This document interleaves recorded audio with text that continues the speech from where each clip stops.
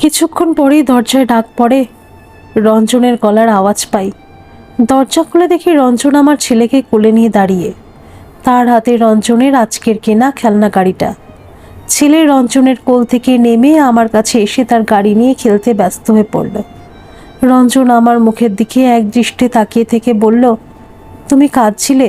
কি হয়েছে? চোখ মুখ ফুলিয়ে ফেলেছো কেঁদে কেঁদে। বলো আমাকে, তোমার কি হয়েছে? না না, সেরকম কিছু নয়। তার মানে আমাকে বলবে না, তাই তো? তোমার সঙ্গে আমার বিয়ে হয়েছে 5 বছরের বেশি হয়ে গেছে শর্মিলা। তবু এখনো পর্যন্ত আমি তোমার এমন বন্ধু হয়ে উঠতে পারলাম না যাকে মন খুলে সব বলা যায়। আর কোনো সম্পর্ক নেই আমাদের ভিতরে ঠিকই, কিন্তু আমাদের মধ্যে বন্ধুত্ব বলেও কি কিছু নেই? জানি আমি তোমার কাছে অপরাধী। আমি নিজের অপারগতা জেনেও তোমার সব ইচ্ছে, সব স্বপ্ন, সব প্রয়োজন পূরণ করার দায়িত্ব নিয়েছিলাম। চেষ্টা করেছি তোমার ইচ্ছেগুলোকে মর্যাদা দেবার, কিন্তু আমি নিজের ইচ্ছে বিয়েটা করিনি শর্মিলা, বিশ্বাস করো। মৃন্ময়কেও আমি বিয়ে করতে চাইনি। বাবার ইচ্ছায় মৃন্ময়কে বিয়ে করতে বাধ্য হয়েছিলাম। বিয়ের আগে বাবাকে বলতে পারিনি যে আমার নারী শরীরে কোনো আসক্তি নেই, আমি একজন পুরুষকে ভালোবাসি। শুধু বলতে পেরেছিলাম আমি হয়তো কোনো মেয়েকে বিয়েই করে তাকে সুখী করতে পারবো না। ভয় পেয়েছিলাম ভীষণ আমি, এখনো বাবাকে ভয় পাই। বাবার ধ্যান ধারণা পুরনো, সব কিছু সহজে মেনে নিতে পারে না। লক্ষ্য, কিন্তু মৃন্ময়কে বিয়ের আগেই বলেছিলাম আমি বিয়েটা করতে পারবো না। পরের দিন বাবা জানতে পেরে রাগারাগি করে বাড়ি মাথায় তোলে। বিয়েটা করতে বাধ্য হই। বিয়ের পর মৃন্ময়কে সবটা খুলে বলেছিলাম, বুঝিয়েছিলাম, কিন্তু মনে হলো মৃন্ময়ী আমাকে বুঝতে পারেনি। ও ভাবতো আমি ওকে ছুঁয়ে দেখি না। নিশ্চয়ই আমি অন্য কোনো মেয়েকে ভালোবাসি। দিনের পর দিন সে আমার আদর পাবার চেষ্টা করত। অনেকবার বলেছিলাম তুমি বাড়ি ফিরে যাও, নিজের মতো করে বাঁচো, যেমন আমিও তোমাকে বলেছিলাম। কিন্তু ও কিছুতেই আমাকে ছেড়ে যেতে চায়নি। আমি বাড়িতে ফিরতাম না প্রায় দিন। যখন ফিরতাম আমার হাতে পায়ে ধরে কান্নাকাটি করতে, ওকে ভালোবাসতে বলতে। ভীষণ খারাপ লাগতো জানো। ওর ওরকম অবস্থা দেখে নিজেকে ভীষণ অসহায় মনে হতো। বেশ কিছুদিন পর দেখলাম মৃন্ময়ী বদলে গেছে, একেবারে অন্য মেয়ে যেন। আমার কাছে কোনো চাহিদাই ছিল না আর। আমি ভাবলাম হয়তো আমাকে বুঝেছে। সেদিনও চলে গেল। সেদিনও আমি বাড়িতেই ছিলাম না। কোথায় গেছে মৃন্ময়ী? সে আর বেঁচে নেই মানে? হ্যাঁ, মৃন্ময়ী আত্মহত্যা করেছিল। তোমার জন্য? না, ঠিক আমার জন্য নয়, আবার বলতে গেলে আমার জন্যই। তাহলে সবাই যে বলে মৃন্ময়ী নাকি অন্য কারোর সঙ্গে চলে গেছে, সবাই মিথ্যে বলে। আমার নিজের অতীত নিয়ে বেশি কথা বলতে ইচ্ছা করে না শর্মিলা। আমি তোমারও অতীত জানতে চাই না, কারণ আমাদের অতীতের ঘটে যাওয়া জীবনের ভুলগুলো, দুঃখগুলোকে রোমন্থন করা মানে আমাদের বর্তমানকে কষ্টে ভরে তোলা। আজও তোমাকে এসব না বললেও হয়তো এমনি তোমার শরীর ঠিক নেই, তার উপর এসব চিন্তা তোমার মাথায় না ঢোকালেই হতো। মৃন্ময় তোমাকে ছেড়ে চলে যেতে পারত। ও তো আমার মতো ভুল করেনি অল্প বয়সে। তাহলে কেন আত্মহত্যা করলো? তুমি তাকে মুক্তি দিলে না কেন? তাতে নতুন করে বাঁচতে দিলে না কেন? আর এত কিছু ঘটে যাওয়ার ব্যাপারেও আবার আমাকে নিয়ে করেছিল কেন?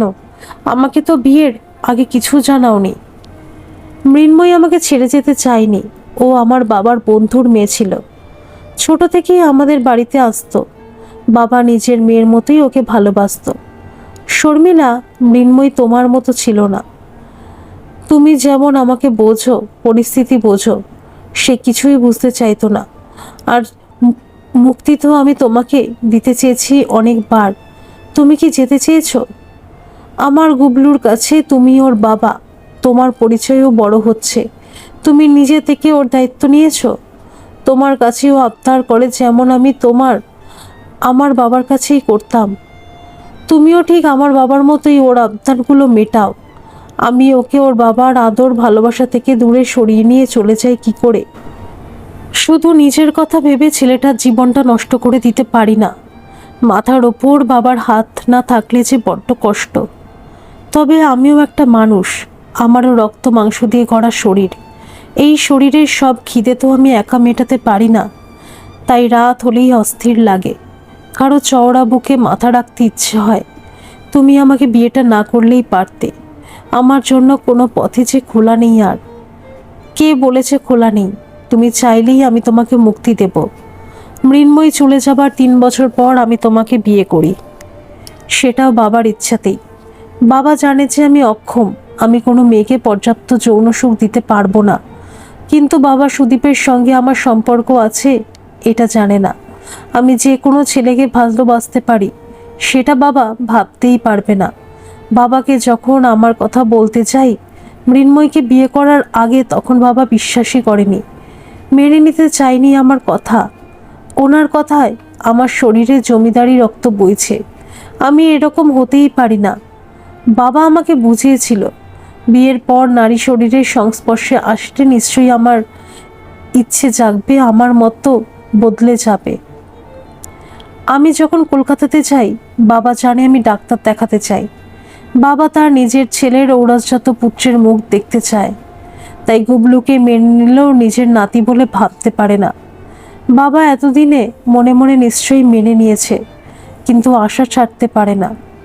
আমি নিজের বুকের কাপড় নামিয়ে দিই, উন্মাদিনীর মতো সব জেনে বুঝেও রঞ্জনের বুকে মিশে যেতে যেতে বলি, তুমি কি ওনার আশা পূরণ করতে চাও না? তোমার শরীরটা তো পুরুষেরই। ছিটকে দূরে সরে যায় রঞ্জন, ঘেন্না ভরা মুখ নিয়ে বলে, তুমি সব কিছু জেনেও সেই মৃন্ময়ীর মতো। গুবলুকে কোলে তুলে নিয়ে দরজা দিয়ে বেরিয়ে যেতে যেতে বলে, তুমি রেস্ট নাও, তোমার ঘুমের প্রয়োজন। পরের দিন সকালে ঘুম যখন ভাঙলো আমার, তখন অনেক বেলা হয়ে গেছে।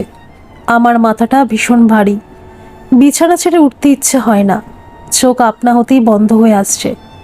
জোর করে চোখটা খুলে দেখলাম ঘরের দরজা ভেজানো।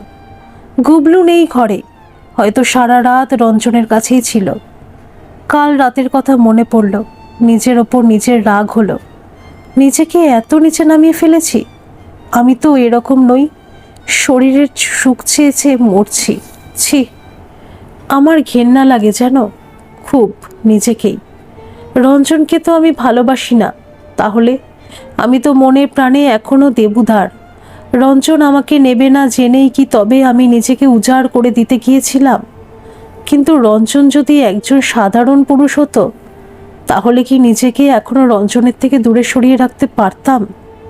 রঞ্জনের ব্যক্তিত্বের কাছে কি ধরা দিতাম না? থাকতে পারতাম এখনো দেবুদার হয়ে? নিজের ভারী শরীরটাকে টেনে তুলে নিয়ে নিচে নেমে এলাম। দেখলাম সবাই যে যার মতো কাজ করছে। আমাকে কেউ ডাকেনি আজ। শম্ভুদাকে জিজ্ঞাসা করলাম, আজ বাবা কেমন আছেন?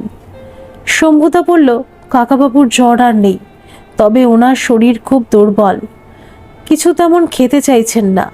আমি বললাম, ঠিক আছে, তুমি জিজ্ঞাসা করো উনি কীরকম খাবার খেতে চাইছেন। আমি প্রতিমা দিকে দিয়ে সেরকমই খাবার ওনার জন্য তৈরি করাবো। শম্ভুদা বলল, জিজ্ঞাসা করেছি গো বৌমা, শুধু বলছে কিছু খেতে ইচ্ছে নেই। না খেয়ে থাকলে চলবে বলো? কাল সারা রাত তিনি কিছু মুখে তোলেননি, আজও সকাল থেকে 1 কাপ চা খেয়ে বসে আছেন। দেখলাম রঞ্জন দুর্গা দালানের ওদিক থেকে আসছে। ওর সামনে আসতেই বললাম, রঞ্জন, একটু কথা বলার ছিল। হ্যাঁ বলো। দুর্গা দালানে গিয়েছিলে? তুমি কি বলবে সেটা বলো, আমার সময় নেই। বাবাকে নিয়ে কয়েকটা টেস্ট করতে নিয়ে যেতে হবে। কাল রাতের জন্য আমি ভীষণভাবে লজ্জিত। নিজের উপর নিজেরই ঘেন্না হচ্ছে। তোমার কাছে ওইভাবে কিছু মনে করো না রঞ্জন, আমাকে ক্ষমা করো। আর আর কিছু নয়। তোমার কাল সারা রাত ভীষণ জ্বর ছিল, ঘরে গিয়ে রেস্ট নাও চুপচাপ। কোনো দিকে দেখার প্রয়োজন নেই, সবাই আছে এখানে, সব কাজ ঠিকঠাক হয়ে যাবে। কাল আমি তোমার ঘরেই ছিলাম সারা রাত। জ্বরের ঘোরে তুমি অনেক কথা বলেছ, অনেকবার ক্ষমা চাওয়া হয়ে গেছে তোমার। তোমার অবচেতন মনে লুকিয়ে থাকা কথা অনেক অনেক কথাই বলেছ কাল আমায়, সব শুনেছি, আর কিচ্ছু বলতে হবে না। আর শোনো, লজ্জা বা ঘেন্না কোনোটাই তোমার পাওয়ার দরকার নেই। তুমি একজন সাধারণ মানুষের মতোই কাজ করেছো। যা করেছো সেটা অস্বাভাবিক কিছু নয়, বরং তুমি আমাকে ক্ষমা করো। তোমার স্বামীর থেকে একজন স্ত্রী হিসেবে তোমার যা পাওনা তা তুমি কিছুই দিতে পারি না। তবে তুমি শরীরের সুখ খুঁজতে গিয়ে যেন কোনো ভুল পদক্ষেপ নিও না। যা করবে ভেবে করবে। মৃন্ময়ীর মতো পরিণতি তোমার হোক সে আমি চাই না। মানে কি বলতে চাইছো তুমি? কি বলেছি আমি তোমায় জ্বরের ঘোরে? মৃন্ময়ী কেন? আমার যতটুকু বলার ছিল আমি বলেছি। বেশি জেনে তোমার লাভ নেই। এবার তুমি যা সিদ্ধান্ত নেবে আমি তাতেই শিলমোহর লাগাবো। আর হ্যাঁ, তোমাকে ভালো খবরটা দিই। গুবলু কাল রাতে বাবার ঘরে ঘুমিয়েছে, বাবার পাশে শুয়ে। বাবা তোমার শরীর খারাপ শুনে নিজে থেকেই গুবলুকে নিজের কাছে রেখেছিল। আমাদের গুবলুবাবুকে ভালো না বেশি কি থাকা যায়? তাই গুবলুর চিন্তার তোমার রইল না। এবার চুপ করে গিয়ে ঘরে শুয়ে রেস্ট নাও। প্রতিমা দিরা তো আছেই এখানে। আমরা বেরিয়ে গেলে ওরাই গুবলুর খেয়াল রাখবে, আর তোমার খাবারটাও ওপরে দিয়ে আসবে। আমি রঞ্জনের মুখের দিকে তাকিয়ে দেখি, কি খুশি খুশি মুখ। গুবলুকে আর দাদু নিজের কাছে নিয়ে শুয়েছে, তার জন্য রঞ্জন এত খুশি, এত ভালোবাসে আমার ছেলেকে রঞ্জন।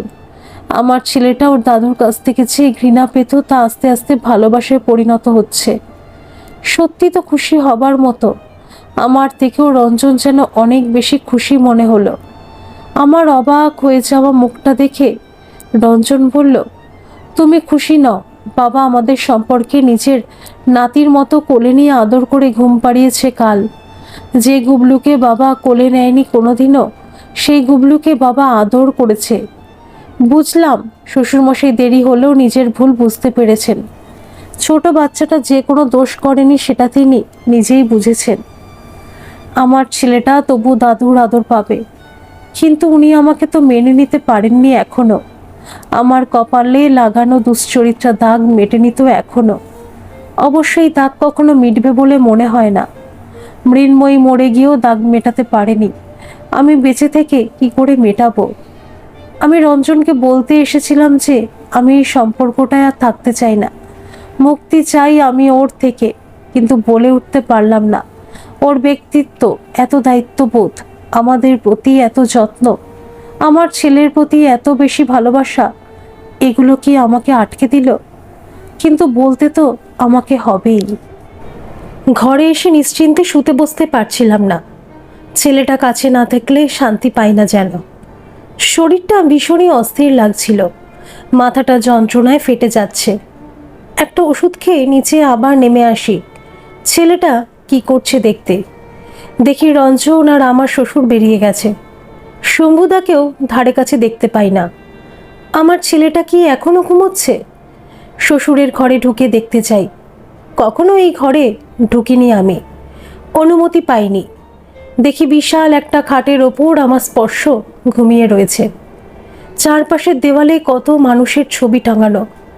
আমার শ্বশুর শাশুড়ির সঙ্গে রঞ্জন, রঞ্জনের একার ছোটবেলার বড়বেলার স্যুটটাই পরা একজন সুপুরুষ চেহারার মানুষ। এই মানুষটা যে একজন পুরুষ নয় তা বিশ্বাস করা মুশকিল। খাটের ঠিক পাশেই বেশ বড় করে বাঁধানো একটা ছবি, যেখানে রঞ্জন আর একজন বিবাহিত মহিলা, সম্ভবত মৃন্ময়ী, পাশাপাশি দাঁড়িয়ে বেশ কাছাকাছি। দেখলাম রঞ্জন মৃন্ময়ীর কাঁধে হাত দিয়ে ধরে ছবিটা তুলেছে। বিয়ের পোশাক পরে দুজন, তাই বেশ ঝকঝকে ছবিটা এখনো। এগোতে এগোতে পায়ে কি যেন একটা লাগে, জলের মতো কিন্তু জল নয়। নাকে গন্ধ আসে কেমন একটা। দেখি আমার পা ভর্তি রয়েছে কাঁচা রক্তে, ভয় পেয়ে যাই। এখানে এত রক্ত এলো কোথা থেকে?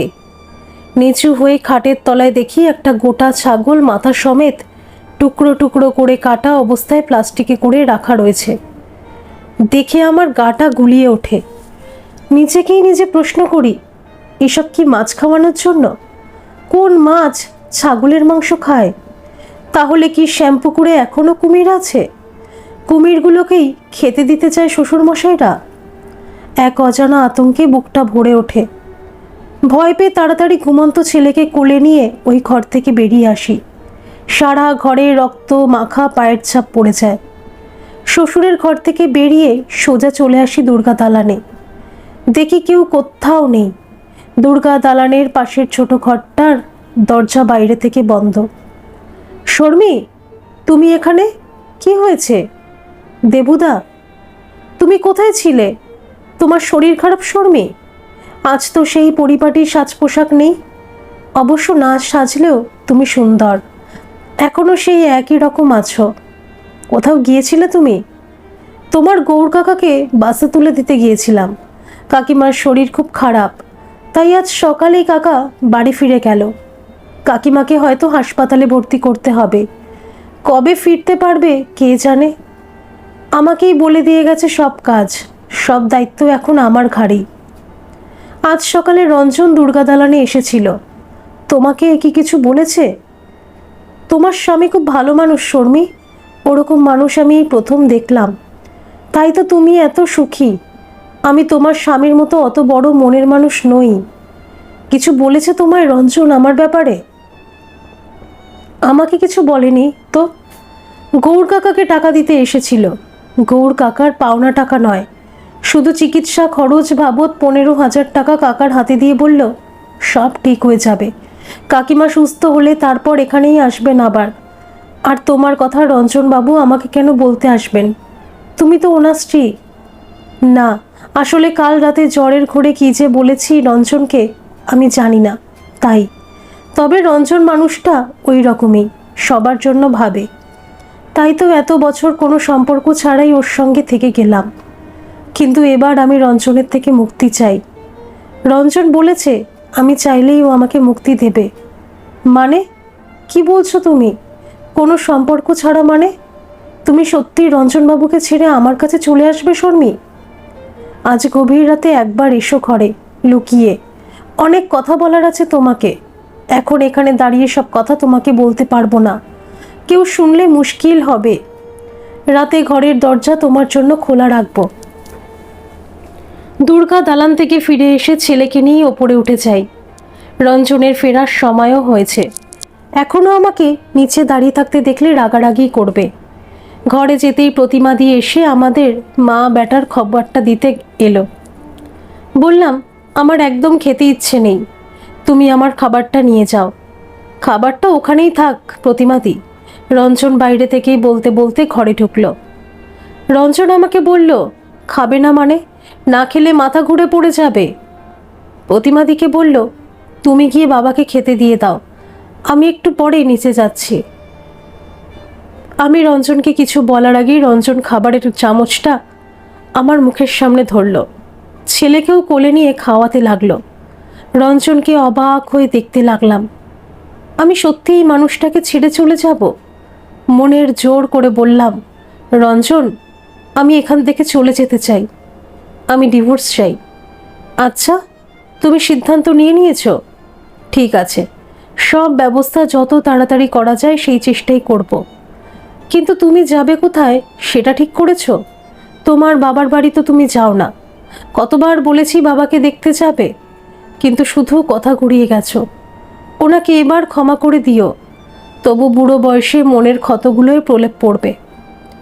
আমি বাবার কাছে যাব না রঞ্জন। বাবা তোমাকে ছেড়ে চলে গেছি জানলে আবার কষ্টই পাবে। আর রানীমাসি আমার ছেলেকে নিয়ে ওই বাড়িতে উঠতে বারণই করেছিল সেই সময়। আমার ছেলে ওর কাছে আমার পাপের ফসল, আমি সেখানে উঠি কি করে? তাহলে তোমাকে জানাবো রঞ্জন, এখনো আমি নিজেই জানি না। তুমি যেখানে যেতে চাও আমাকে জানিও, চেষ্টা করব যাতে তোমার কোনো অসুবিধা না হয় সেটা দেখার। আমি সব সময় তোমার পাশেই থাকবো। শুধু গুবলুকে খুব মিস করব। কি করে থাকবো ওকে ছাড়া জানি না। শুধু গুবলুকেই মিস করবে, আমাকে করবে না? কিন্তু তার জন্য আমি তোমার ডিসিশনটা চেঞ্জ করার জন্য বলতে পারি না। আমি চাই তুমি জীবনের সব সুখ পাও। আমার কথা ভেবো না শর্মিলা, এগিয়ে যাও। কথা বলতে বলতে দেখি শম্ভুদা ঘরের দরজায় এসে দাঁড়িয়ে। বৌমাকে নিয়ে নিচে একবার নেমে এসো দাদাবাবু। কাকাবাবু বৌমাকে নিজের ঘরে ডেকেছেন। বাবা ডেকেছেন? আমাদের দুজনকেই? না, শুধু বৌমাকে। আচ্ছা যাচ্ছি। শম্ভুদা চলে যায়। আমার ভয় লাগতে শুরু করে। রঞ্জন বলে হঠাৎ বাবা তোমাকে নিচে ডাকছেন? তোমার সঙ্গে কথা বলতে চায়। কি ব্যাপার বলো তো? রঞ্জন, সকালে তোমরা বেরিয়ে যাবার পর আমি নিচে গিয়েছিলাম আবার গুবলুকে দেখার জন্য। তখন বাবার ঘরে ঢুকে গুবলুকে নিয়ে আসি। রঞ্জন অবাক হয়ে বলে, বাবার ঘরে ঢোকার অনুমতি তো তোমার নেই, তাহলে ঢুকেছিলে কেন? বললাম তো গুবলুকে আনতে গিয়েছিলাম। নিশ্চয়ই বাবার কোনো জিনিসে হাত দিয়েছ? না না, আমি কিছুতেই হাত দিইনি। শুধু শুধু কি, বাবার খাটের নিচে দেখলাম একটা গোটা ছাগল কেটে টুকরো টুকরো করা, প্লাস্টিক থেকে রক্ত বেরিয়ে গড়িয়ে এসেছিল, তাতেই পা পড়ে গিয়েছিল আমার। তখনই কাটা ছাগলটা দেখি। উফ, কি দরকার ছিল তোমার বাবার ঘরে ঢোকার? এখন চলো দেখি কি বলে। নিচে শ্বশুরের ঘরের সামনে এসে দাঁড়াই। বৌমা, ভিতরে এসো। শ্বশুরমশাই এই প্রথম আমাকে বৌমা বলে ডাকলেন। আমি ভয় ভয় ঘরের ভিতরে ঢুকি। রঞ্জনও আমার পিছন পিছন ঘরের মধ্যে ঢোকে। দেখি শম্ভু কাকা ঘরের ভেতরে দাঁড়িয়ে রয়েছে। তুমি আমার ঘরে ঢুকেছিলে? হ্যাঁ, গুবলু ঘুমোচ্ছিল এই ঘরে, তাই আমি ওকে দেখতে এসেছিলাম। আর কি করেছো? রঞ্জন তাড়াতাড়ি করে বলে, ও আর কিছু করেনি বাবা, শুধু গুবলুকে কোলে নিয়ে ঘর থেকে বেরিয়ে গেছে। শ্বশুরমশাই রঞ্জনকে বললেন, তুমি ঘরের বাইরে গিয়ে দাঁড়াও, তোমার সঙ্গে আমি পরে কথা বলবো। রঞ্জন আমাকে একবার দেখে ঘর থেকে বেরিয়ে গেল। আমার শ্বশুরমশাই আমাকে বললেন, ঘরের দরজাটা বন্ধ করে দাও। আমি তাই করলাম। তারপর তিনি আমাকে বললেন, তোমার পায়ের ছাপ আমি দেখেছি। তুমি জানতে চাও নিশ্চয়ই যে ঘরের মধ্যে একটা আস্ত ছাগল কেন কাটা অবস্থায় রাখা আছে? হ্যাঁ, আমি দেখে ভয় পেয়ে গিয়েছিলাম। উনি বললেন, ভয় পাবার মতো তো কিছু নয়, এ তো এ বাড়িতে সাধারণ ব্যাপার, আমি ছোটবেলা থেকেই দেখে আসছি। তাহলে তোমাকে পুরো গল্পটা বলি, শোনো। জমিদার রাজেন্দ্র রায় চৌধুরী যখন এই জমিদার বাড়ি তৈরি করেন, তখন দুটো বেশ বড় পুকুর ও কাটান বাগানের মাঝখানে, যার নাম রাখেন রায়পুকুর ও শ্যামপুকুর। এবং ওই রায়পুকুর ও শ্যামপুকুরে নেহাতি শখের বসে কুমির পোষাও আরম্ভ করেন। তবে শুধু শখ বললে ভুল হবে, অন্যায়কারী দোষী প্রমাণিত হওয়া পুরুষদের কুমিরের মুখে ফেলে শাস্তি দেওয়া হবে এই নিয়মও চালু করেন। সবার মনে ভয়ের সৃষ্টি হয়। চুরি ডাকাতি থেকে বেইমানি সব কিছুরই শাস্তি ছিল ওই কুমিরের মুখ। কেউ যদি কুমিরের মুখ থেকে বেঁচে জল থেকে উঠে আসতে পারত, তাহলে তার পুরোপুরি মুক্তি, সে প্রাণে বেঁচে যেত। মেয়েদের জন্য অবশ্য অন্য শাস্তির ব্যবস্থা ছিল। যখন কোনো দোষী সাব্যস্ত হয়ে যাওয়া মানুষ 3-4টে কুমিরের লড়াই চলত, তখন জমিদার বাড়ির সকলে গোল হয়ে বসে তা দেখত এবং উপভোগ করত। পরম্পরায় চলতে থাকা এই ভয়ঙ্কর নিয়ম আমার দাদুর আমলে বন্ধ হয়, কিন্তু কুমির পোষা বন্ধ হয় না। আমার ছোটবেলায় আমার বাবা আর শম্ভু বাবা দুজন যখন কুমিরকে খাবার দিতে যেত, আমাদের সঙ্গে নিয়ে যেত না। ওরা ভয় পেত যদি আমরা ওই জলে কোনোভাবে পড়ে যাই, তাহলে তো আর রক্ষে নেই। জমিদারির সম্পত্তি ক্রমে ক্রমে শেষ হয়ে আসছিল। কুমির পোষা কি মুখের কথা, খরচ আর সামলানো যাচ্ছিল না। তাই সব কুমির বড় নদীতে ছেড়ে দেবার ব্যবস্থা করা হয়। তা ওই শ্যামপুকুরে দুটো বাচ্চা কুমির থেকে যায়, ওরা ওখানেই বড় হতে থাকে। একটা খুব বড় দুর্ঘটনা ঘটার পর আমি ওই দুটো কুমিরকে আবার নদীতে ছেড়ে দেবার ব্যবস্থাও করি। দুর্ঘটনা মানে কি ঘটেছিল বাবা? বলবো, তোমাকে সব কিছুই বলবো। আমার নাতিকে কাল রাতে আদর করে আমি যে সুখ পেয়েছি তা তোমাকে বলে বোঝাতে পারবো না বৌমা। আফসোস করেছি কাল রাতভর, এতটুকু খাবার মুখে তুলতে ইচ্ছে হয়নি আমার। শুধু ভেবেছি আমি এতদিন এই বাচ্চাটাকে নিজের থেকে দূরে সরিয়ে রেখেছিলাম কি করে। খুব ভুল করেছি আমি, পারলে আমাকে ক্ষমা করো বৌমা। তোমার সঙ্গেও অনেক বাজে ব্যবহার করেছি, তোমার চরিত্র নিয়ে বাজে কথা বলেছি, কিন্তু এতদিনেও আমার প্রতি তোমার ব্যবহার কখনো খারাপ হয়নি। ঠিক আমার খোঁজ নেওয়া থেকে আমার খাবার সব কিছুর খেয়াল রেখেছো, এটা জেনেও যে আমি তোমাকে ঘৃণা করি। আমার ঘৃণাকে ভালোবাসায় পরিণত করেছো তুমি। তোমাকে মৃন্ময়ের মতোই ভেবেছিলাম, কিন্তু তুমি মৃন্ময়ের মতো মোটেও নও। তুমি এত বছরেও নিজের স্বামী বই অন্য কোনো পুরুষের দিকে চেয়ে দেখোনি। তাই তোমাকে মেনে নিয়ে আমি নিজের শেষ বয়সটা তোমার হাতের সেবা শুশ্রূষা নিয়ে আরামে কাটাতে চাই। বৌমা বলে মেনে যখন নিয়েছি, তখন তোমাকে আমাদের পরিবারের সব কথা জানাতে আমার কোনো অসুবিধা নেই। আমি অবাক হয়ে যাই ওনার কথায়। উনি আমাকে মেনে নিয়েছেন নিজের বৌমা হিসেবে এত বছর পর। যখন আমি ওনাদের থেকে দূরে চলে যাব বলে ঠিক করে নিয়েছি, তখন এই বাড়ি ছেড়ে চলে যাবার সময় আমি এই বাড়ির ইতিহাস জানছি। শ্বশুরমশাই আবার বলতে লাগলেন, এই মাস তিনেক আগে শম্ভু দেখে একটা কুমির ছানাকে আবার ওই শ্যামপুকুরের পাড়ে রোদ পোহাতে। কুমির ছানাটাকে না খাইয়ে তো রাখা যাবে না, তাই এই ব্যবস্থা। বন দপ্তরে খবর দেব কদিন পর, ওরা নিয়ে যাবে।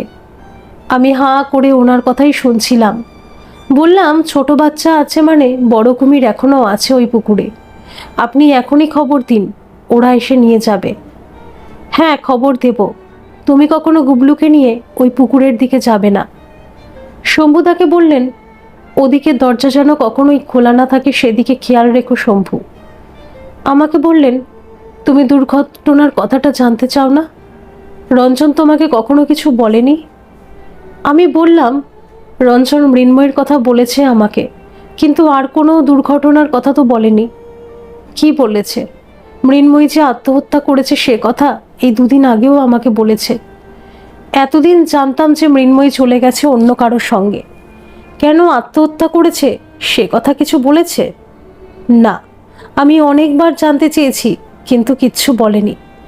শ্বশুরমশাই উঠে দাঁড়ালেন, ঘরের আলমারি থেকে একটা অ্যালবাম বের করে আনলেন। আমাকে দেওয়ালে টাঙানো রঞ্জন আর মৃন্ময়ের ছবিটা দেখিয়ে বললেন, ওই ছবিটা দেখো। রঞ্জন আর মৃন্ময়ী একসঙ্গে দাঁড়িয়ে, ওদের বিয়ের সময়কার ছবি এটা। এটাই মৃন্ময়ীর শেষ ছবি। উনি বলে চললেন, আমার বন্ধুর মেয়ে ছিল মৃন্ময়ী। 5 বছরের মেয়ের আর 10 বছরের ছেলেকে রেখে আমার বন্ধু ষষ্ঠীকে একটা গাড়ি দুর্ঘটনায় মারা যায়।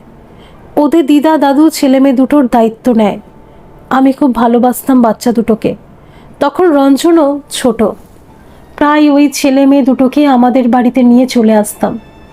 এখানেই থাকতো বেশ কিছুদিন, তারপর আবার ফিরে যেত। যখন ওরা বড় হলো, মৃন্ময়ীর সঙ্গে আমার রঞ্জনের বিয়ের প্রস্তাব দিলেন মৃন্ময়ীর দাদু। বললেন, ওনাদের বয়স হয়েছে, মেয়েটাকে আমার দায়িত্বে তুলে দিতে পারলে ওনারা শান্তিতে মরতে পারবেন। ওদের উচ্চ বংশ নয়, তাও নিজের বন্ধুর মেয়েকে নিজের কাছে রাখার এই সুযোগ আমি হাতছাড়া করিনি। রাজি হয়ে গেলাম। প্রিয় বন্ধুর মেয়ের সঙ্গে বিয়ে দিয়ে দিলাম আমার একমাত্র ছেলে রঞ্জনের। আমার রঞ্জন মৃন্ময়ীকে ছোটবেলা থেকেই ভীষণ পছন্দ করত, খুব ভালোবাসত মৃন্ময়ীকে। মৃন্ময়ী তার রূপে রঞ্জনকে পাগল করেছিল, তাই এই বিয়েতে রঞ্জনের কোনো আপত্তি ছিল না।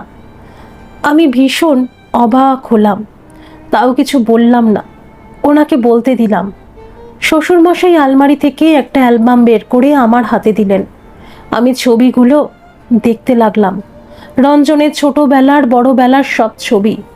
মৃন্ময়ীর একটা শাড়ি পরা ছবি পেলাম। ছবিটা হাতে নিয়ে মুগ্ধ চোখে দেখতে লাগলাম। কি অপরূপ সৌন্দর্য! কোনো মেয়ে যে এত সুন্দর হতে পারে তা মৃন্ময়ীকে না দেখলে বিশ্বাসই হতো না। শ্বশুরমশাই বলা শুরু করলেন, বিয়ের পর থেকেই রঞ্জন আর মৃন্ময়ীর রোজের অশান্তি লেগে থাকতো। রঞ্জন প্রায় দিনই বাড়িতে থাকতো না। বাড়িতে থাকলেই রাতের মৃন্ময়ীর চেঁচামেচি, কান্নাকাটির আওয়াজ পাওয়া যেত। বুঝতাম আমি সিদ্ধান্তটা ভুল নিয়ে ফেলেছি। মৃন্ময়ী আর রঞ্জনের বিয়েটা দেওয়াটা ঠিক কাজ হয়নি। এই ঘটনাগুলো আমাকে রঞ্জন আগেই বলেছে, তাই শ্বশুরমশাইয়ের বলা কথাগুলো চুপ করেই শুনতে থাকি।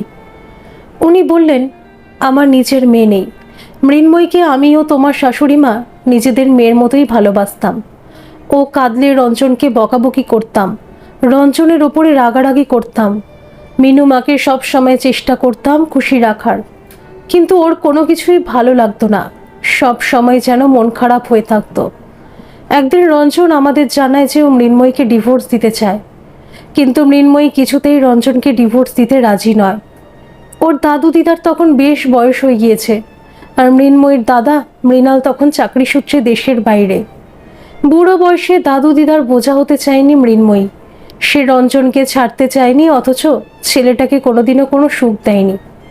নিজের নিরাপত্তার সুবিধাটা সেই বাড়িতে থেকেই নিতে চেয়েছিল, অথচ এই বাড়ির মানুষগুলোকে এতটুকু মান দিত না। বিয়ের আগে যে মেয়ে এত হাসি খুশি থাকতো, বিয়ের পর সে একদম মনমরা। আমাদের সঙ্গেও ভালো ব্যবহার করতো না। বুঝতে পেরেছিলাম মিনুমা এই বিয়েতে মোটেই সুখী নয়। তাই মনে মনে আমাদের প্রতি তার অনেক অভিযোগ ছিল। রঞ্জনকে শুধু বোঝাতাম, বলতাম মিনুমা কি চায়, কিসেও খুশি থাকে সেটা জানতে হবে তো। ওর মনের কথা বোঝার চেষ্টা করো, এভাবে তো চলবে না। দাম্পত্য সুখ বলে একটা কথা আছে তো। রঞ্জন তখন আমাকে বলেছিল, মৃন্ময়ী অতি সুন্দরী বাবা, আমার মতো সাধারণ একজন ছেলে অত সুন্দরী বউকে সুখী করতে পারবে না। মৃন্ময়ী অহংকারী মেয়ে, সে সুন্দরী, তার ফেটে পড়া রূপই তার অহংকার। সে আমাকে তার নিজের যোগ্য ভাবে না। মৃন্ময়ী বলেছে তার জন্য অনেক সুযোগ্য সুপাত্র লাইন দিয়ে দাঁড়িয়েছিল, শুধুমাত্র দাদু দিদার জন্য তাদেরকে ছেড়ে আমার মতো একজন অযোগ্য ছেলেকে তাকে বিয়ে করতে হয়েছে। আমি ওর কাছে আসি সেটাও মোটেই চায় না, আমাকে ওকে স্পর্শই করতে দেয় না। দাম্পত্য সুখ তো অনেক দূরের কথা। তুমি আকাশের চাঁদকে আমার হাতে তুলে দিয়েছো বাবা, যাকে সবসময় নক্ষত্ররাই ঘিরে থাকে। মাটির মানুষরা দূর থেকেই চাঁদের রূপ দেখে মুগ্ধ হয়, কাছে কি তাকে পাওয়া যায়? জানো বৌমা, সেদিন রঞ্জনের চোখে চোখ রাখতে পারিনি আমি। ভেবেছিলাম আমি কি ছেলেটার জীবনটা নরক করে দিয়েছি। বিয়ের পর সব স্বামী স্ত্রীরই একটা স্বাভাবিক ইচ্ছা থাকে, পরস্পর পরস্পরকে ভালোবাসবে। এটাই তো সব দাম্পত্য জীবনের মূল মন্ত্র।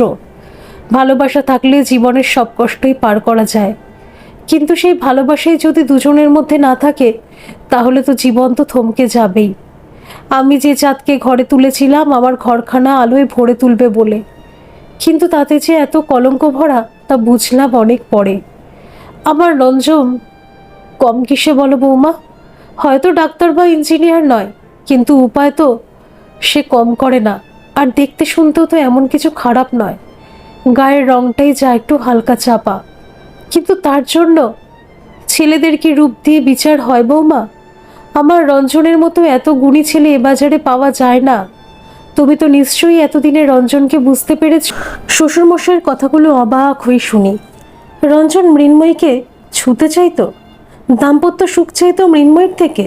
কিন্তু রঞ্জন তো নারী শরীরকে ঘেন্না করে, সে তো নিজেই একজন নারী। যদি তা না হয় তাহলে এতদিন আমার কাছ থেকে কিছু চাইনি কেন? আমাকে তো ছুঁয়ে দেখেনি কখনো।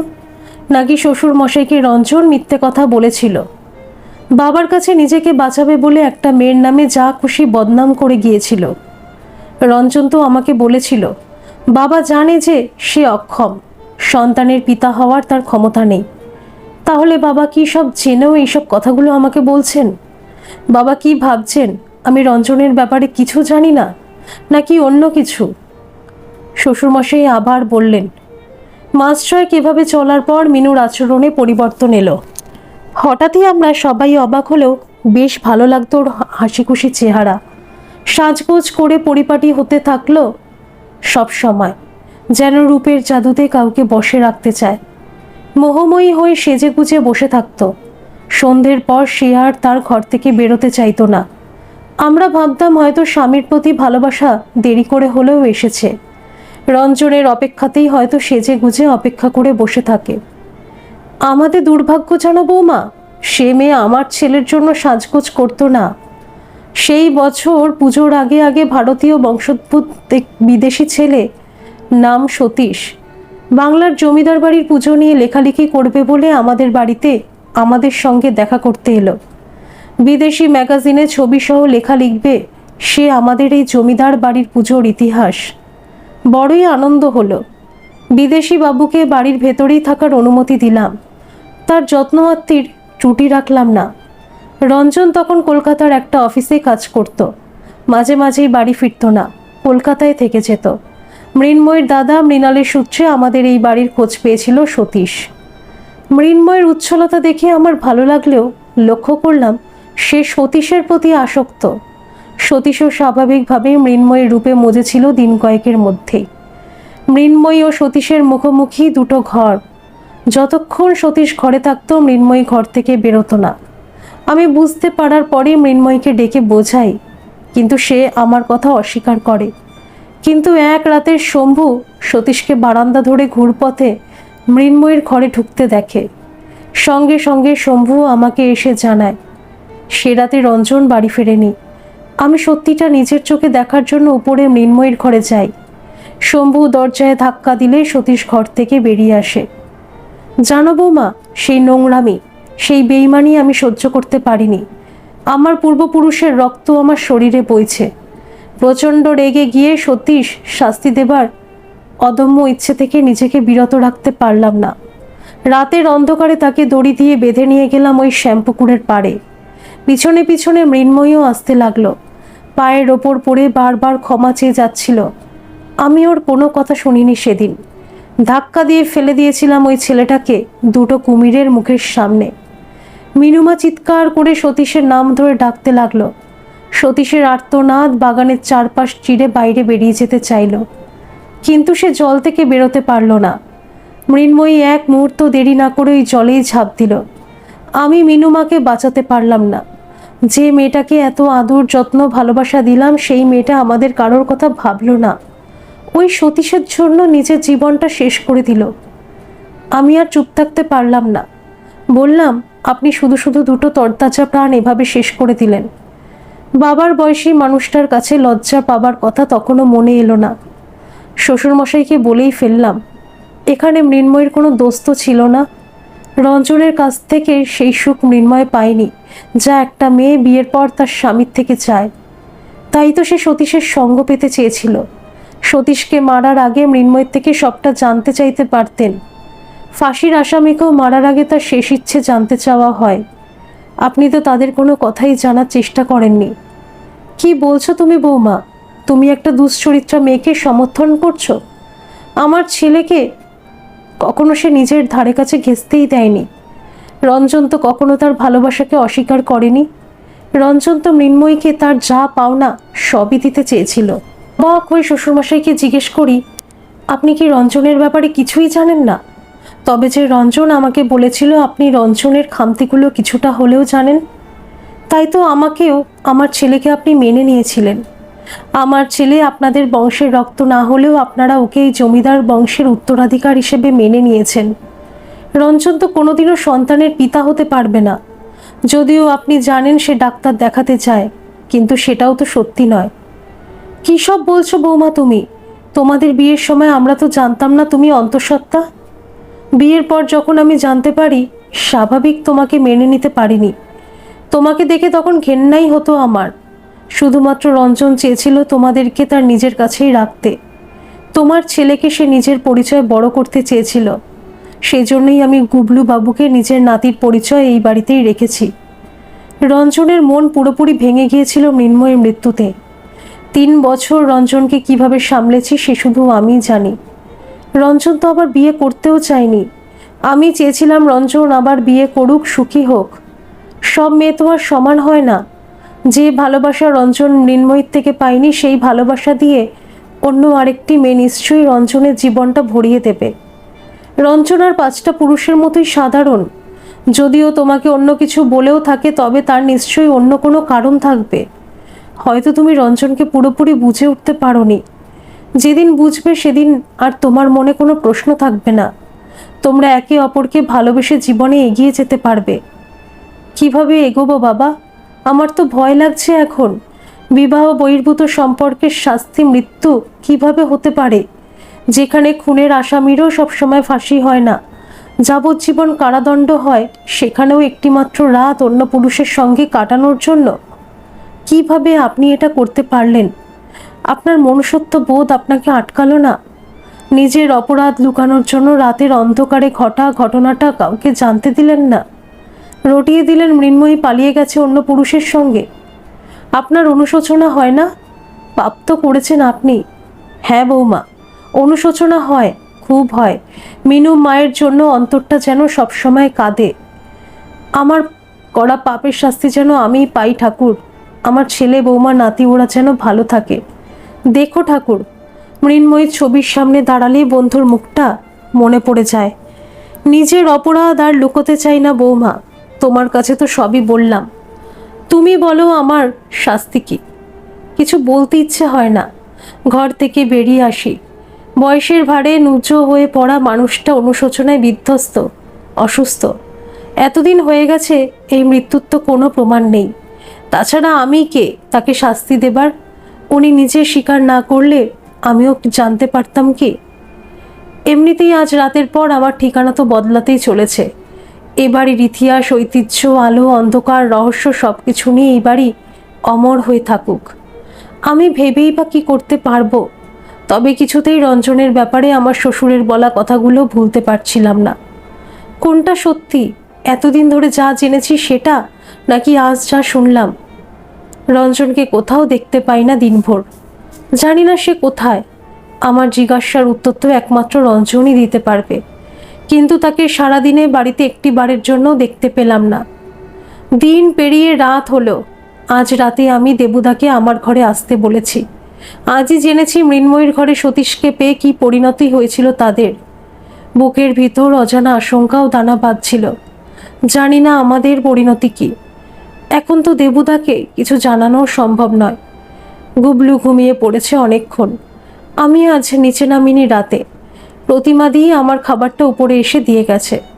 প্রতিমাদিকে জিজ্ঞাসা করেছি রঞ্জন ফিরেছে কি না। জানিয়েছে না। কোথায় রঞ্জন? সে তো এরকম করে না। আগে কখনো তো দেখিনি কিছু না জানিয়ে রাতে ঘরের বাইরে থাকতে। এত অস্থির লাগছে কেন?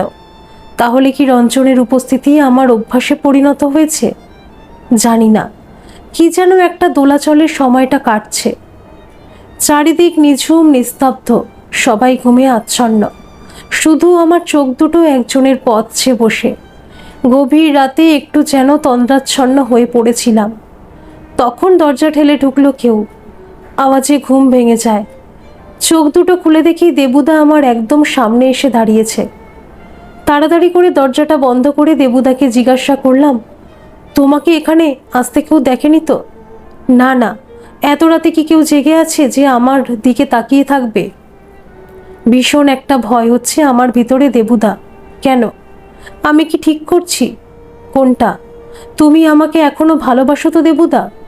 হ্যাঁ শর্মী, আমি তোমার জন্যই এখানে এসেছি। তোমাকে এখনো ভীষণ ভালোবাসি শর্মী। আমি রঞ্জনকে ছেড়ে তোমার সঙ্গে তোমার কাছেই চলে যেতে চাই। তুমি আমাকে বিয়ে করবে তো দেবুদা? তুমি আমার সঙ্গে যাবে শর্মী? রঞ্জনের সঙ্গে ডিভোর্স হওয়া পর্যন্ত আমাদের মা ছেলের একটা থাকার ব্যবস্থা করে দিতে হবে তোমাকে দেবুদা।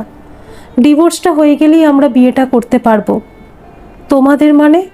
আমার আর আমাদের ছেলের? আমাদের নাকি তোমার আর রঞ্জন বাবুর? আমি তোমাকে ভালোবাসি। তোমাকে আমি আমার সঙ্গে নিয়ে যাব, কিন্তু এই বাড়ির ছেলের দায়িত্ব তো আমি নিতে পারবো না। রঞ্জন বাবুর ছেলেকে আমি মানুষ করতে পারবো না শর্মী। আমাদের বিয়ের পর তো আমাদের নিজেদের সন্তান আসবে। অন্যের সন্তানকে নিজের নাম দিতে আমি পারবো না দেবুদা। আমার গুবলু তোমার আর আমার ভালোবাসার চিহ্ন, রঞ্জনের ছেলেও নয়। কি বলছো তুমি? তুমি কি সত্যি বলছো? হ্যাঁ দেবুদা, আমি সত্যি বলছি। রঞ্জনের সঙ্গে আমার কোনোদিনও কোনো সম্পর্ক তৈরি হয়নি। রঞ্জন আমাকে কখনো কাছে পেতে চায়নি। রঞ্জন একজন সাধারণ পুরুষের মতো নয় দেবুদা। কি যাতা বলছো তুমি? আমি তো তোমাকে কোনো প্রশ্ন করিনি। আমি তো জানি যে তুমি রঞ্জন বাবুর বিবাহিতা স্ত্রী। তোমাদের মধ্যে স্বামী স্ত্রীর সম্পর্ক থাকবে, সেটাই তো স্বাভাবিক। নিজেকে সম্পূর্ণ আমার করে রেখে দিয়েছো সেটা বোঝাবার জন্য মিথ্যার আশ্রয় নিচ্ছ শর্মী। নিজের ছেলেকে আমার সঙ্গে নিয়ে যেতে পারবে, তাই জন্য বলছো রঞ্জন পুরুষই নয়? গুবলুকে আমার ছেলে বলছো? রঞ্জন বাবু পুরুষ নয় এ কথা কখনোই বিশ্বাস করা যায় না। আমাকে মিথ্যে বলার প্রয়োজন নেই শর্মী। তোমাদের মধ্যে শারীরিক সম্পর্ক থাকলেও তো আমার তোমাকে বিয়ে করতে কোনো আপত্তি নেই। আমি মিথ্যে বলছি না দেবুদা। তুমি কি আমাকে বিশ্বাস করছো না? আমাদের ছেলেকে তো আমাদের সঙ্গেই নিয়ে যাব বলো। আমি যদি গুবলুর দায়িত্ব রঞ্জনকে নিতে বলি, ও এক কথায় রাজি হয়ে যাবে। কিন্তু সেটা কেন বলবো আমি? তোমার ছেলেকে তুমি কোলে নিতে চাও না দেবুদা? রঞ্জনের সঙ্গে আমার বিয়ের সময় আমি 2 মাসের অন্তঃসত্ত্বা ছিলাম। বিয়ের পর রঞ্জন জানার পর আমাকে আমার ছেলেকে মেনে নিয়েছিল। শুধু মেনেই নেয়নি, ও খুব ভালোবাসে গুবলুকে। কখনো আমার অতীতও জানতে চায়নি। কখনো জানতে চায়নি গুবলুর বাবাকে। নিজের ছেলে নয়, তবু বাবা হবার সব দায়িত্ব সে পূরণ করেছে। এই 5 বছরে রঞ্জন আমার থেকে কিছু চায়নি কখনো। তবু আমি কি চাই? আমার কোথায় সুখ সে চিন্তা সবসময় করেছে। তুমি বলছো রঞ্জনবাবু তোমাকে ছুঁয়ে দেখেনি, তোমার থেকে কিছু চাইনি, কিন্তু তুমি কি রঞ্জনবাবুকে চাওনি কখনো? তুমি কি আমাকেই ভালোবেসেছো শুধু? রঞ্জনের জন্য কোনো অনুভূতি নেই তোমার? তুমি কি সম্পূর্ণভাবে মেনে নিতে পারবে যে তুমি রঞ্জনকে কাছে পেতে চাওনি কখনো? আমি বুঝতে পারছি না তুমি কি বলতে চাইছো দেবুদা। আমি তোমাকে আর কোনো উত্তর দিতে পারছি না। আমি বেশ বুঝতে পারছি তোমার মনে অনেক দ্বিধা, অনেক অবিশ্বাস আমার জন্য। অবিশ্বাসের ভিত নিয়ে আমি আমার ভবিষ্যৎ গড়তে চাই না। আর হ্যাঁ, আমি কামনার তাড়নায় রঞ্জনের কাছে নিজেকে উজাড় করে দিতে গিয়েছিলাম ঠিকই, কিন্তু সেখানে ভালোবাসা ছিল না।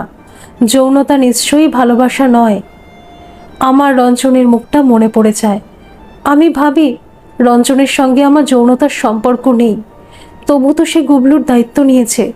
নিজের সন্তান না হওয়া সত্ত্বেও আমার সব দায়িত্ব নিয়েছে, আদর দিয়েছে, যত্ন দিয়েছে। ভালোবাসা ছাড়া কি এসব সম্ভব? যৌনতা মানে যদি ভালোবাসা না হয়, তাহলে ভালোবাসা মানেও তো শুধু যৌনতা নয়। বিশ্বাস অবিশ্বাসের কথা নয় শর্মী, তুমি তো আমাকে বোঝাতে ব্যস্ত ছিলে। আমার তো এসব জানার কোনো প্রয়োজন নেই। চলো আজ রাতেই আমার সঙ্গে, চলো অনেক দূরে চলে যাই আমরা। এসো আমার কাছে এখনই। দেবুদা আমার অনেক কাছে চলে আসে, তার গরম নিঃশ্বাস আমার কাঁধে পড়ছে এখন। আমাকে কাছে পেতে চাইছে দেবুদা, খুব কাছে মিশে যেতে চাইছে আমার ভিতরে। দেবুদার হাত ঘুরে চলেছে আমার সারা শরীরে। আমার অনুমতির প্রয়োজন নেই যেন।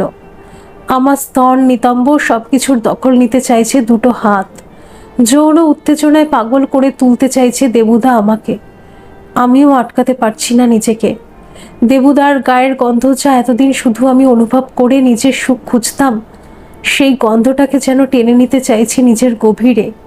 পাগল হয়ে উঠতে চাইছি, কিন্তু পারলাম না নিজেকে দেবুদার হাতে তুলে দিতে। ভীষণ অপরিচিত লাগলো দেবুদার গায়ের গন্ধ। মনে হলো দেবুদার ছোঁয়ায় ভালোবাসা নেই, যেন শুধু শরীরটাই ভোগ করতে চাইছে ও। যাকে আমি ভালোবাসি এ যেন সেই দেবুদা নয়। আমি হয়তো অন্য কাউকে খুঁজছি। আমি এই মানুষটাকে চাই না। এই মানুষটা স্বার্থপর, কামুক, সুযোগ সন্ধানী। দেবুদাকে দূরে ঠেলে দিয়ে ঘর থেকে বেরিয়ে গিয়ে সোজা রঞ্জনের ঘরের দরজা ঠেলে ভেতরে ঢুকে গেলাম। দেখলাম রঞ্জন হেলানো চেয়ারে মাথা হেলিয়ে শুয়ে, চোখের কোণায় জল চিকচিক করছে। আমি রঞ্জনের বুকের ওপর ঝাঁপিয়ে পড়লাম। অঝরে কাঁদতে লাগলাম কতক্ষণ জানি না। কিছুক্ষণ পরে বুঝলাম রঞ্জন আমাকে দু হাতে জড়িয়ে ধরে রয়েছে। রঞ্জন তো আমাকে দূরে ঠেলে দেয়নি। রঞ্জনের চোখের দিকে তাকালাম, মনে অনেক প্রশ্ন। রঞ্জন উঠে দাঁড়ালো, বুকের মাঝে জড়িয়ে ধরলো আমায়। আমার কপালে আলতো একটা চুমু দিয়ে বলল, সব জিজ্ঞাসার উত্তর দেব তোমায়, কিন্তু কিছুক্ষণ এইভাবেই আমার বুকের মধ্যে থাকো। রঞ্জন আমাকে বুকের মধ্যে জড়িয়ে নিয়ে বলল, আমি তোমাকে বিয়ে করার পর জানতে পারি তুমি অন্য কাউকে মনের প্রাণে ভালোবাসো, তার সন্তানের মা হতে চলেছ। তখনই ঠিক করি তোমার থেকে দূরে থাকবো যতটা পারি, কারণ তুমি আমাকে হয়তো কোনোদিনই ভালোবাসতে পারবে না। মৃন্ময়ী স্মৃতি তখনও আমার দেহ মন বিষিয়ে রেখেছে। তার ভালোবাসা আমি পাইনি, তার সত্যিটা তোমাকে বলিনি।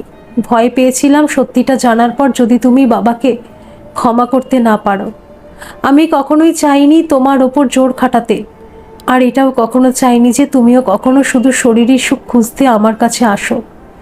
তাই মিথ্যে বলেছিলাম, আমি নিজেকে পুরুষ শরীরের পিছনে থাকা একজন নারী বলেছিলাম। চেয়েছিলাম সম্পর্ক সৃষ্টি হোক শুধুমাত্র ভালোবাসায়, যৌনতায় নয়। যে সম্পর্ক শুধু যৌনতার জন্য বাধা পড়ে, সেখানে কি মনের সুখ থাকে? আমি শুধু চেয়েছিলাম তুমি আমার ভেতরে থাকা মানুষটাকে ভালোবাসো নিঃস্বার্থভাবে, কোনো প্রয়োজনে নয়। তুমি আমাকে ছেড়ে চলে যেতে চাইলেও যেতে পারতে না। তোমার যাবার জায়গা ছিল না। গুবলু অনেক ছোট ছিল, কোথায় যাবে বুঝে উঠতে পারতে না। তাই বাধ্য হয়ে আমার সঙ্গেই তোমাকেই থাকতে হতো। আমি তোমাকে এখান থেকে বেরোবার রাস্তা খুঁজে দেব বলে তোমার অতীতের ভালোবাসার খোঁজ করি। তোমার যে পিসির বাড়ি থেকে তোমার বিয়ে হয়েছিল, ওই পিসি আমাকে বলে তোমার অতীতের কথা। তারপরের কাজটা গৌর কাকাই করেছে। দেবুকে তোমার সামনে এনে দাঁড় করিয়েছে। দেবুকে চোখের সামনে দেখার পর স্বাভাবিক তুমি দ্বিধায় পড়ে গিয়েছিলে। তাই আমি বারবার তোমাকে বলি, তুমি চাইলে তোমাকেই আমি মুক্তি দেব। তুমি যখন বললে তুমি আমার থেকে মুক্তি নিতে চাও, তখন আমি ভেবেছিলাম আমি জীবনে ভালোবাসা না পেলেও তুমি তো নিজের ভালোবাসাকে পাবে। তাই আমার সত্যিটা তোমাকে জানাতে চাইনি। সত্যিটা জানলে যদি আবার দোটানায় পড়ো। বাবা হয়তো তোমাকে সত্যিটা বলেছে, তাও তুমি বিশ্বাস করতে পারোনি। দেবুকে ঘরে ডেকেছিলে রাতে, আমি জানতাম। দেখেছিলাম ওকে তোমার ঘরে ঢুকতে। কয়েক মুহূর্ত স্তম্ভের মতো দাঁড়িয়েছিলাম অন্ধকারে। তোমাকে হারানোর ভয়ে চোখে জল এসে গিয়েছিল। আমি মিথ্যে বলেছিলাম আমি একদম সাধারণ একজন পুরুষ। সুদীপ আমার একজন ভালো বন্ধু মাত্র। তোমাকেই ভালোবাসি আমি শর্মিলা। মিথ্যে না বলে যদি প্রথমেই তোমার ওপর পুরুষের জোর খাটাতাম, তাহলে কি পেতাম আমি? শুধু শরীর, মনটা তো পেতাম না। আজ তোমার মনটা পেয়েছি, তাই তোমার কাছে ধরা দিতে আমার খুব ইচ্ছে করছে। মিশে যাই রঞ্জনের বুকে। আমারও যে ওকে খুব আদর করতে ইচ্ছে করছে, ভালোবাসায় ভরিয়ে দিতে ইচ্ছে করছে। ধন্যবাদ সকল বন্ধুরা। এই গল্পটি যদি আপনাদের ভালো লেগে থাকে তাহলে অবশ্যই একটা লাইক করে দেবেন। আর এই চ্যানেলে নতুন হয়ে থাকলে চ্যানেলটিকে সাবস্ক্রাইব করে আমার পাশে থাকবেন। আর পাশে থাকা বেল আইকনটিকে প্রেস করে দেবেন, যাতে সমস্ত গল্পের নোটিফিকেশনগুলি সবার প্রথমে আপনাদের কাছে পৌঁছে যায়।